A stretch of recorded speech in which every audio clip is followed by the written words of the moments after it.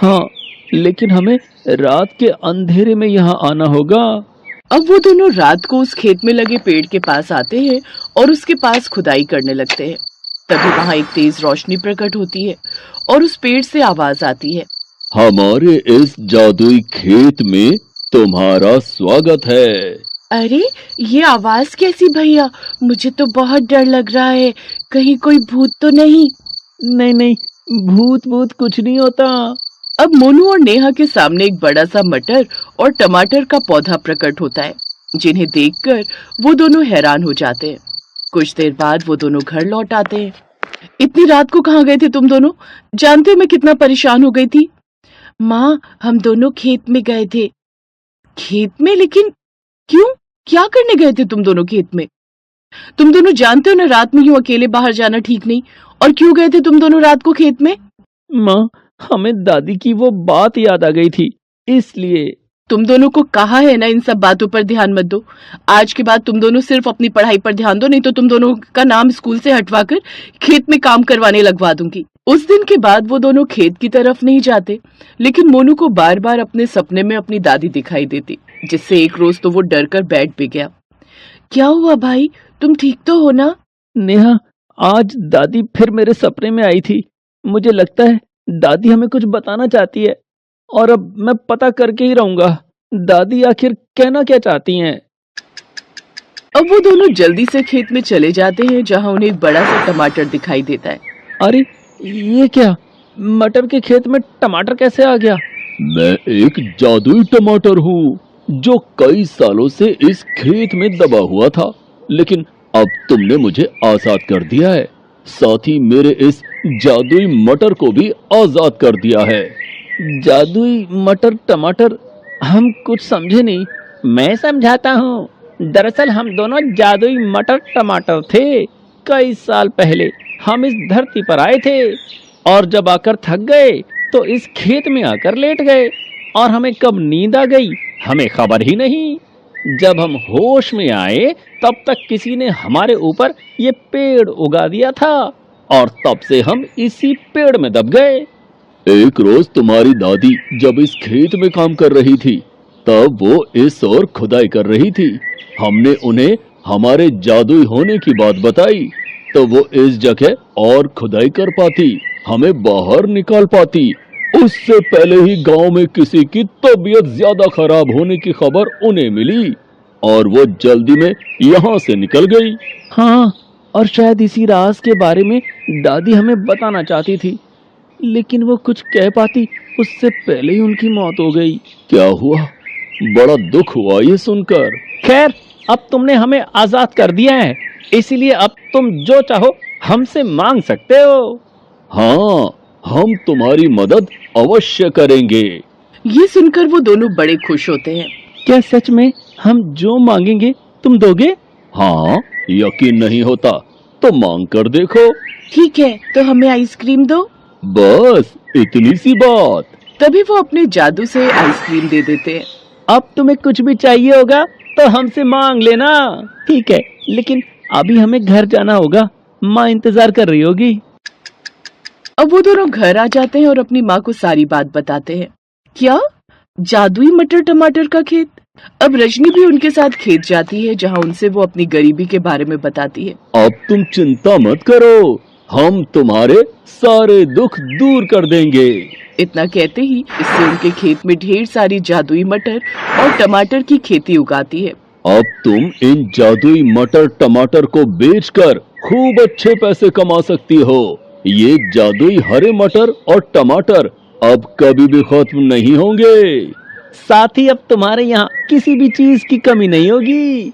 हम हमेशा इस खेत में रहेंगे तुम लोगों की मदद के लिए। खुशी खुशी घर आ जाते हैं तो उनका छोटा सा कच्चा सा घर बड़े से पक्के शानदार घर में बदल चुका था, जहाँ सुख सुविधा की हर चीज थी और अंदर ढेर सारी धन दौलत भी थी। अब रजनी उन जादुई मटर टमाटर को बाजार में बेचती, जिससे अच्छे खासे पैसे भी कमाती। अब उनकी सारी गरीबी दूर हो गई और अब वो खुशी खुशी रहने लगे। हरियर नाम के एक गांव में धीरज नाम का एक किसान रहा करता था। उसके पास जमीन का एक टुकड़ा था जिस पर एक बड़ा पेड़ लगा हुआ था। उस पेड़ को देख उसकी पत्नी ने एक रोज कहा, हम इस पेड़ को कटवा क्यों नहीं देते जी?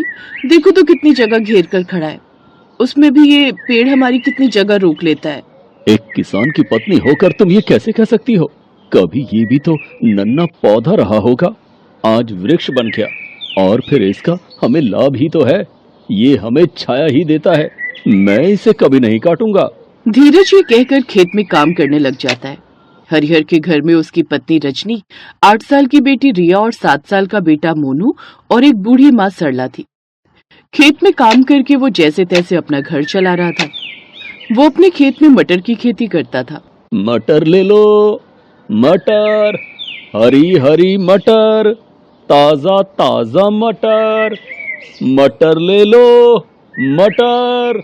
धीरज के साथ साथ उसकी पत्नी भी खेत में फसल लगाती और उसके साथ सब्जी बेचने भी जाती। शाम को दोनों थके हारे घर लौटते। पीछे से सरला घर और बच्चे संभाल लेती थी।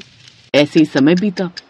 एक रोज धीरज अकेला ही जब सब्जी बेचकर घर लौट रहा था तो तेज बारिश हो रही थी।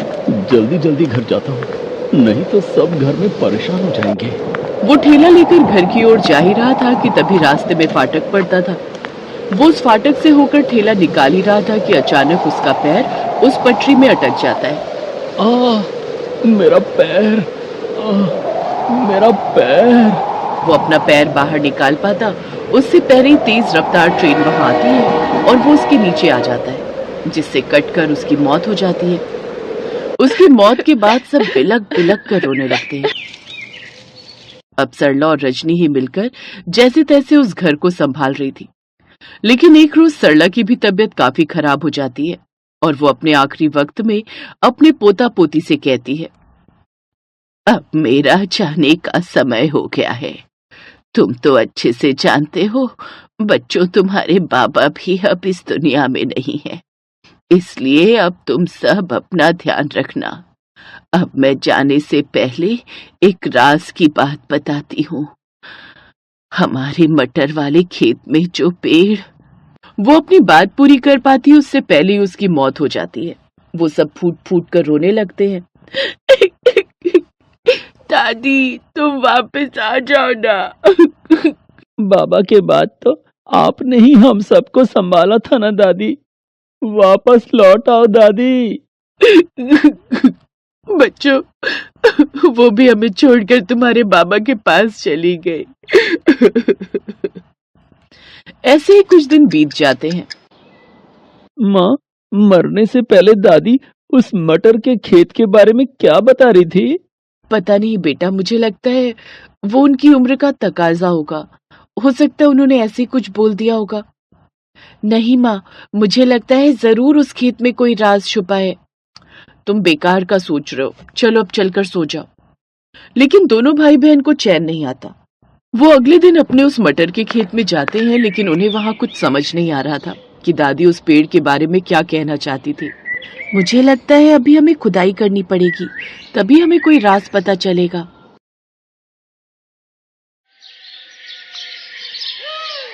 चांदनी का पति उमेश अंडे बेचने का व्यापार करता था।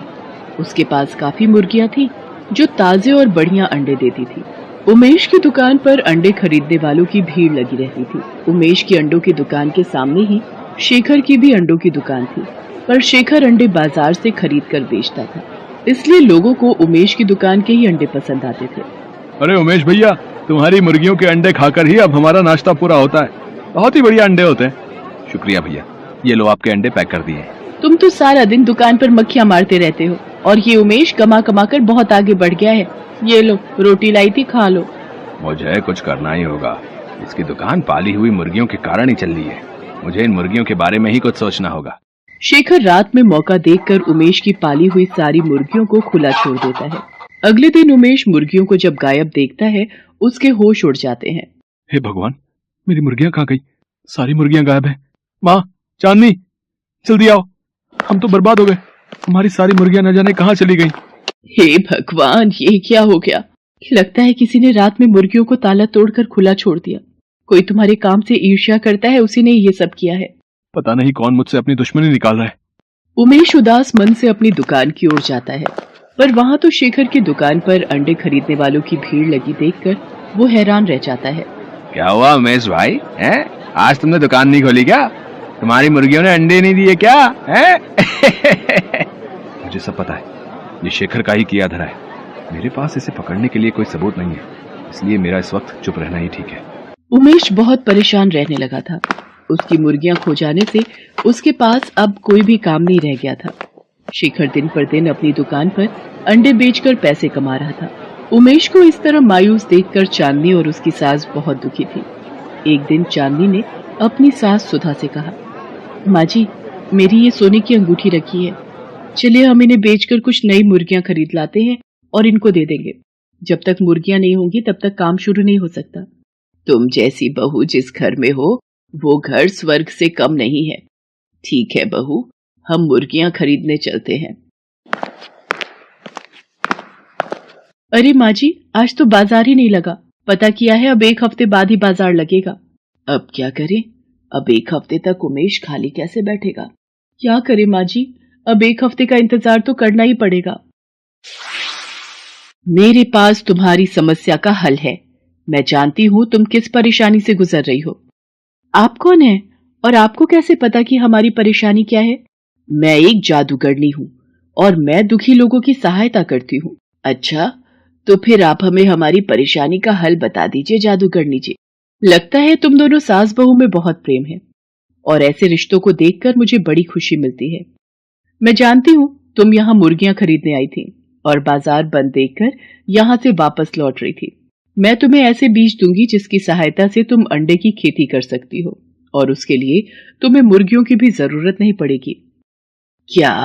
अंडे की खेती? पर वो कैसे हो सकती है? ऐसे कौन से बीज हैं जिनसे अंडे पैदा हो सकते हैं? ये रहे वो बीज, इन्हें अपने घर के आंगन में डाल देना और फिर ये बीज अपना जादू दिखाना शुरू कर देंगे। पर ध्यान रहे, एक दिन में 5 बीज ही तुम्हें जमीन पर डालने हैं, वरना अनर्थ हो जाएगा। आप चिंता मत करो, हम इस बात का ध्यान रखेंगे। घर जाकर चांदनी और उसकी सास सारी बात उमेश को बताती हैं और जादूगरनी के दिए बीजों को अपने घर के बाहर बने आंगन की मिट्टी में डाल देती हैं। माँ, चांदनी, तुमने कभी सुना है कि अंडों की भी खेती हो सकती है? तुमने उस जादूगरनी पर कैसे विश्वास कर लिया? इन बीजों में कितना जादू है, अब ये तो कल ही पता चलेगा। अगले दिन उमेश जब सोकर उठता है तो वो हैरान रह जाता है। ये तो सचमुच हमारे घर के आंगन में अंडों की खेती हो गई है। पेड़ों पर अंडे उगाए हैं। मैंने तुम्हें कहा था ना कि ये बहुत चमत्कारी बीज हैं। रोजाना के 5 बीज डालने से अगले दिन 500 अंडे उगाएंगे। हाँ, ये तो सचमुच जादू हो गया। अब हम घर के आंगन में ही अंडों की खेती कर सकते हैं। उमेश बेटा, अब तुम्हें घबराने की कोई जरूरत नहीं है। हमारे घर के आंगन में अंडों की खेती होगी और फिर तुम उन अंडों को अपनी दुकान पर बेच दिया करना। ऐसे तुम्हारा काम फिर से चल पड़ेगा। तुम सही कह रही हो माँ, अब मैं फिर से अपनी दुकान पर अंडे बेच सकता हूँ और ये सब आप दोनों के कारण ही संभव हो पाया है। चांदनी और उसकी सास रोजाना घर के आंगन में बीज डाल देती और अगले दिन 500 अंडे घर के आंगन में उगाते। धीरे धीरे फिर से उमेश का काम चल पड़ा। अब तो उमेश अपनी दुकान के अलावा बाहर की दुकानों पर भी अंडे की सप्लाई करने लगा। उमेश का काम फिर से अच्छा चलते देख शेखर ईर्ष्या से भर गया। जब उसे सच्चाई पता चली तो वो अपनी पत्नी से बोला, तुम्हें किसी भी तरह उमेश के घर जाना है और वो जादुई बीज चुरा कर लाने, समझी ना, ताकि हम उन जादुई बीजों से अंडे की खेती कर सकें। तुम चिंता मत करो, मैं चाय पीने के बहाने जाऊंगी और मुट्ठी भरकर बीज चुरा लाऊंगी, फिर तुम भी रोजाना अंडे की खेती करना। शेखर की पत्नी बहाने से चांदनी और उसकी सास के पास जाती है और बातों ही बातों में बीज चुराकर घर लौट आती है। ये देखो मैं कितने सारे बीज चुरा लाई हूँ। तुम एक काम क्यों नहीं करते? तुम मुट्ठी भर के बीज आंगन में डाल दो। जितने ज्यादा अंडे होंगे उतनी ही ज्यादा कमाई होगी। शेखर अपनी पत्नी के कहने पर एक नहीं बल्कि 2 मुट्ठी भरकर बीज आंगन में फैला देता है और जादूगरनी के कहे अनुसार अगले दिन जब शेखर और उसकी पत्नी सोकर उठते हैं वो घबरा जाते हैं। उनका पूरा घर अंडों से भरा हुआ था और दोनों अनेकों अंडों के बीच में दबे हुए थे। तभी अचानक शेखर की दुकान का नौकर ये सब देख लेता है। अरे कोई जल्दी से जाओ और उमेश को बुलाकर लाओ। ये सब कैसे हो गया? माँ, चांदनी, ये दोनों तो इन अंडों के ढेर के नीचे दबकर मर जाएंगे, इनकी मदद करो। तभी वहां जादूगरनी आ जाती है। तुम दोनों सास बहू को शायद पता नहीं, शेखर की पत्नी ने तुम्हारे घर से बीज चुराए थे, पर ये दोनों नहीं जानते कि लालच का फल बुरा होता है। इन दोनों ने चोरी की है, इसकी सजा मैं इन्हें जरूर दूंगी। नहीं नहीं जादूगरनी जी, इन दोनों को माफ कर दीजिए। हमें इनसे कोई बैर नहीं। ये हमारे पड़ोसी हैं, इसलिए हम इनका बुरा होते नहीं देख सकते। हाँ जादूगरनी जी, इन दोनों को छोड़ दीजिए। उमेश, मुझे माफ कर दे।